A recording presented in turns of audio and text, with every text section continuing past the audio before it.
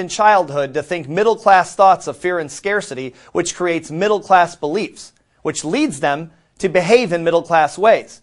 And then they're confused when they fail to get world-class results. It's as simple to see why it's happening on the outside as it is confusing on the inside. I've never seen anyone get world-class results with middle-class behavior. But I've seen many people delude themselves into expecting it to happen, including me, unfortunately. It's time to take a short break.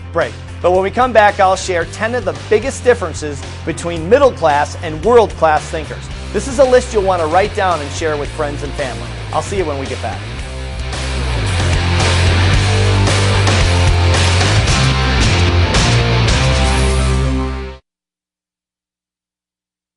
Before the break, I promised to give you 10 of the biggest differences between middle-class and world-class thinkers. So here they are.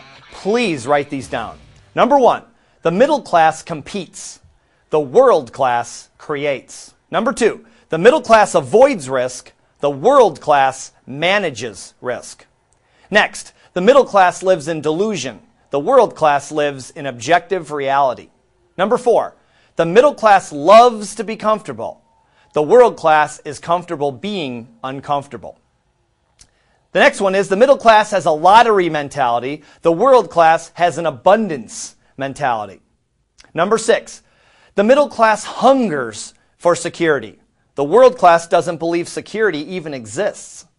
Next, the middle class sacrifices growth for safety. The world class sacrifices safety for growth. The middle class operates from fear and scarcity. The world class operates from love and abundance. Number 9, the middle class focuses on having. The world class focuses on being. And the last one is the middle class sees themselves as victims. The world class sees themselves as responsible. As you can see, the differences in thinking between the average person and the superachiever are substantial. It's almost like they're living on a different planet.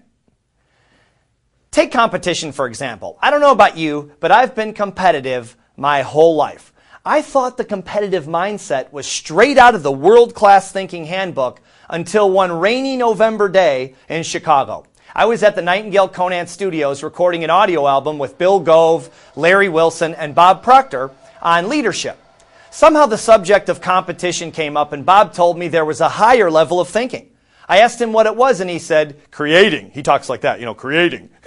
He went on to explain that while there was nothing inherently wrong with a competitive mindset, the path to better results was letting go of the need to beat someone else and focusing your thoughts on creating new solutions.